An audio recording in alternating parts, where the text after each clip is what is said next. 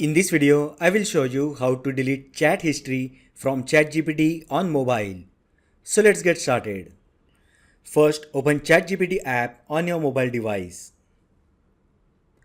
Next, tap on menu icon located at the top left side. Now tap on your name at the bottom. On settings screen, tap on data controls.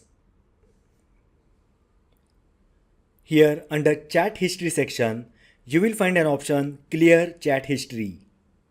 Just tap on clear chat history option and you will get a confirmation box that says all your chats will be cleared from the history and you can't revert it back. Any created memories will be retained. So if you are sure you want to delete all the chat history from ChatGPT, just tap on clear chat history option. And this will delete all the chat history from ChatGPT on your mobile. So that is how you can delete chat history from ChatGPT on mobile. If you find the video helpful, then like the video, share with your friends and subscribe to my channel. Thanks for watching and I will see you in the next video.